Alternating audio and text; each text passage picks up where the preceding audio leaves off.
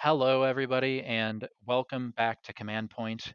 We are here with our second dose of Pariah Nexus leak information.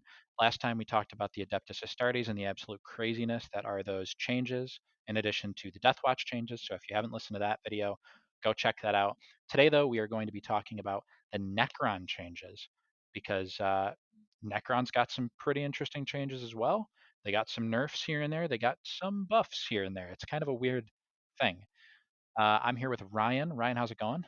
It's going pretty good. I'm excited to talk about our favorite formerly overpowered faction, the Yeah, probably Necrons. still a little bit overpowered, but yeah. Yeah, we'll get into that. Yeah. So right off the bat, before we talk about the actual data sheets, well, let's get it out of the way. yeah, They didn't change reanimation protocols. It is the nope. same. Uh, this makes me sad. It should make you sad too, if you're listening. Yeah, Um, That being said, there were changes. So let's start talking about the data sheets, because most data sheets are now different. So let's start with Immortals right at the very top. Immortals are now toughness 5. They were toughness 4 before, and they have 2 attacks instead of 1. No, they don't have a melee weapon still. It's just their fists. But yeah, and their Gauss blaster is a little bit different. We'll get to that later. Yeah, I mean Immortals are a little bit better. And their points cost, they've gone up from 16 points to 17 points. an extra point of toughness and an extra attack for just one more point. That's good. Yeah, and their weapon got better too, a little bit. So yeah, I mean that's overall a good thing for the Immortals. It's definitely interesting to think about because Immortals weren't really getting played at all. I mean, occasionally someone will run like one Immortal on their Novak list just to like sit back. They're strong models. It's just they don't have a place with how good Novak has been. Let's move on to Flayed ones. Flayed ones are still 10 points, but there is a big change. Their Flare Claws, the days of reroll all failed wound rolls is over. Thank God for that. um, and they now have AP 1 instead of AP 0. So it's Strength 4, AP 1. They still got 3 attacks at Strength 4. It's 1 damage. Overall, a nerf to Flayed ones. Next up, Deathmarks. Speaking of models that got a buff, Deathmarks got a buff. Um, the new Deathmark is really interesting to me.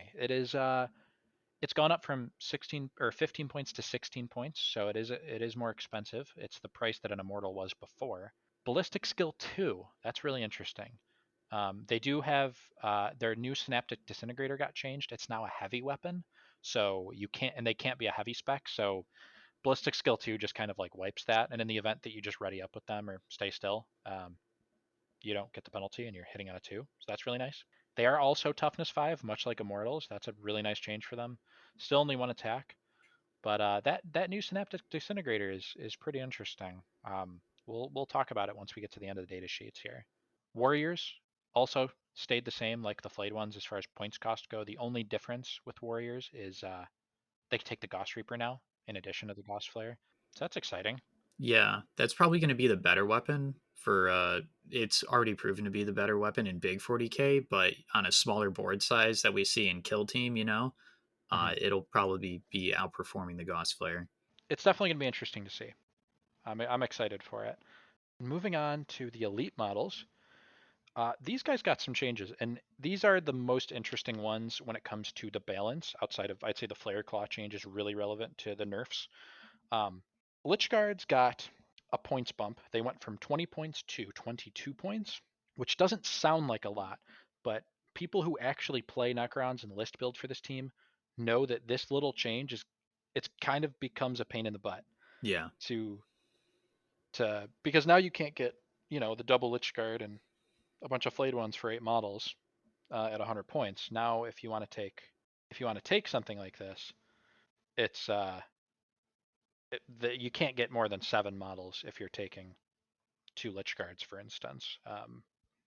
And then the chaff models that you are getting now, the flayed ones, aren't the same flayed ones as before. They're a little bit less. They're packing less of a punch.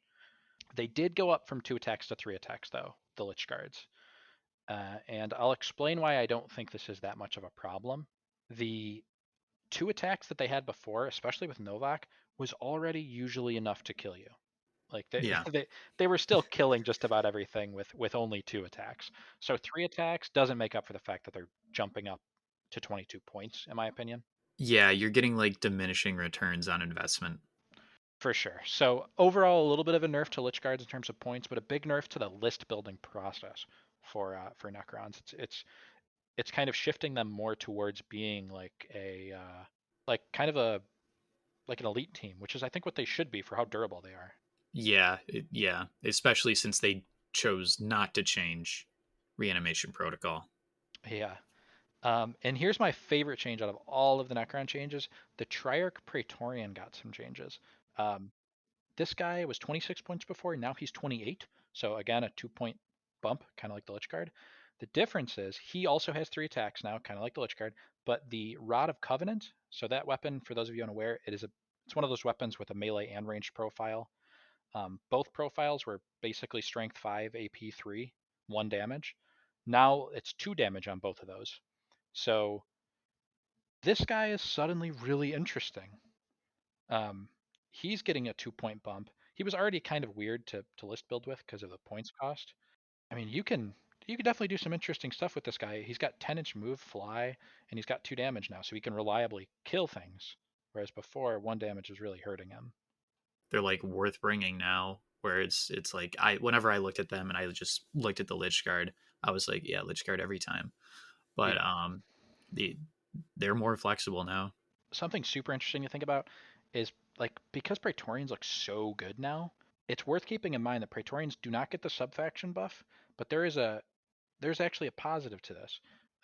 If you wanted to run like a split roster with Necrons, where like one of your main pieces is like a combat spec Triarch Praetorian, you wouldn't have to have 2 of them because just the one will fit into either side of that roster. As far as if I'm looking at Necrons from now on, just me personally, I'm totally looking at Praetorians. Just the movement and the multi damage and fly, it just seems so exciting to me. And it's like appropriately costed too, believe it or not, for a Necron model. So I mean, let's talk about some of the weapon changes here. And also, before I do that, we're not going to really touch on the commanders, but they did get a lot of new commanders. So if you're interested in commanders, check that out. Um, that Royal Warden is so cool. Um, I mentioned earlier that the Gauss Blaster that the Immortals got a little bit of a buff. It's still Strength 5, AP 2, Damage 1, but it's 30-inch Rapid Fire 1 instead of 24-inch Rapid Fire 1. Yeah. So really good change there, in my opinion. Mm-hmm. Super helpful for shooting Necrons. It's kind of like the bolt rifle. The only thing that annoys me about this is in the context of the other Pariah Nexus release. I'm talking about the like a think of this. An Immortal is 17 points with a rapid fire 1, 30-inch range, AP 2 weapon, damage 1. And a heavy intercessor is 17 points with the same thing, except they have 3 wounds. They do both have toughness 5, but triple the wounds, and it's the same cost as an immortal. I don't even. Oh God, that's silly, right? Yeah, it's silly. It's There's no way around that. oh my God, You can Astartes. argue reanimation protocol, but you can't get out of here. Not when Astartes have a 2 CP tactic where they just get to live. Yeah, and triple the wounds. My God. Yeah. So the other weapon changes. The Gauss Reaper is now an option for Necron warriors, and you don't have to pay for it. So this is a Assault 2, 12-inch range, Strength 5, AP 2, Damage 1. Super cool to see another assault weapon for Necrons.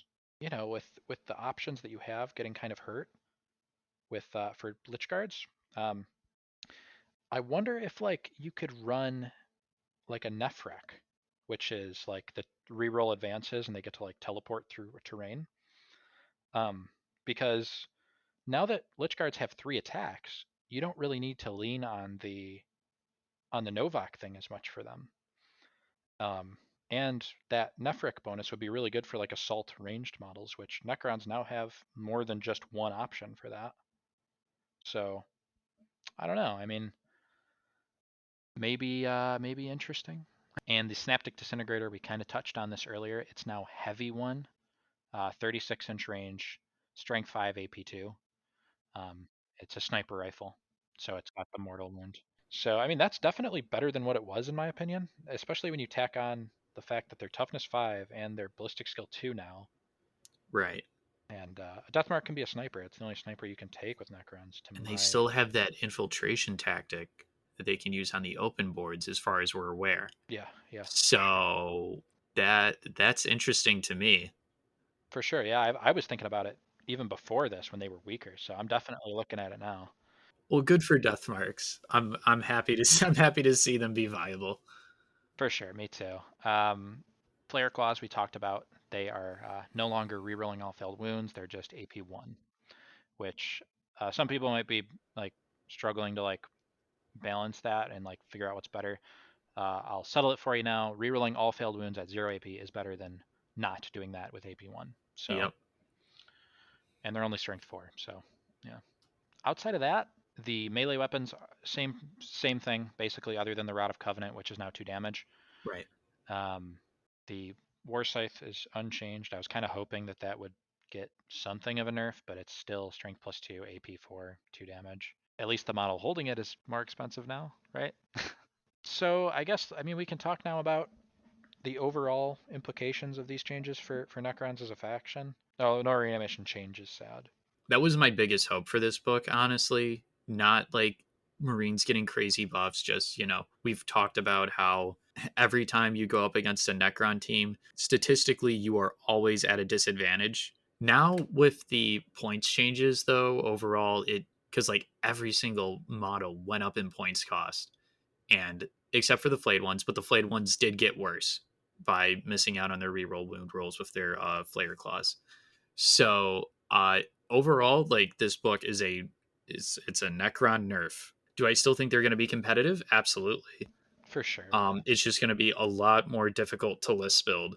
Now Yeah. that not every model is double digits ending in 0. And the yeah, I mean the 22 points instead of 20 points is it throws such a wrench in the list building for this team.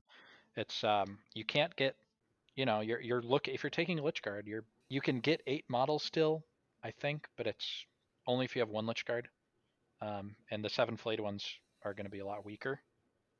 So Yeah, I think that the Novak Necrons, I don't think they're done.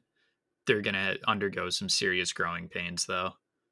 yeah, and I think it might be worth it to start looking at stuff like Nefrek or Mefrit. So Yeah, for sure. Which is good overall for the health of the game and the health of the faction. I like that a lot because now it's not just I'm playing against Necrons, it's Novak Necrons. Why do I play Kill Team? yeah, So that's good. I was hoping, especially with all these Marine changes, that Necrons would get some sort of multi-damage ranged attack. Uh huh. But the only thing they seem to have for that is the Route of Covenant from the TRIARCH Praetorian, which is only 12-inch Assault 1. Yeah. Um, any other thoughts on Necrons and Pariah Nexus? Man, if they just dropped reanimation protocols, I would have been I would feel a lot happier. Or not dropped, but just like changed it, and then like the rest of the faction was untouched. I would have been happy, honestly. But this is I think it's okay. I don't think it's the worst thing that could have happened. I think they did a good thing in the sense that you are now considering all your options. Yes. Like it's not just the flayed one Lich Guard show. Yeah. Now it's like, okay, now you gotta do your due diligence, right? You gotta look at Immortals Need seriously. to You have to look actually at think. DEATHMARKS. Yeah, and for sure you gotta look at Triarch Praetorians. That's the biggest winner out of all these models for Hmm. Necrons. That is a sick model. I'm really excited to trying it out. Just like think about it, playing a Triarch Praetorian as a combat spec, you can get into combat, kill something, consolidate into another model. You'll probably live if they fight back because you're a 2 wound Necron. Um, Yep. and the next turn you can fall back, shoot them because you have fly, and then you can up and add them back into them. How crazy is that? Yeah, that's insane to think about. Yeah, I mean you can just do so much with that model. There's so much potential for like really cool activations and stuff. So that excites me They're for kind the of going to be Immortals. like Asuryani and Astra Militarum in that aspect. of just having like crazy movement shenanigans now. Yeah, and it's weird to think about that because there is very few teams as like that are more different up until this point from those Right? types of teams as Necrons are. Like Necrons are always the lumber up to you slowly, Yeah. you know, charge, advance, roll dice, re-roll dice, kill. But now I think there's like the skill ceiling I think is improved. You can do more, and that's exciting to me. Well, all right. That about does it for Necrons, right? Yeah, I think that wraps it up. Really excited for that side of the box. Not so much the other side of the box. Thank you all for watching. Special thank you to all of our Patreons for helping support us and making all this Kill Team content for you guys. You really appreciate it. If you like this video, consider subscribing if you haven't, and I hope to see you all again in the next one.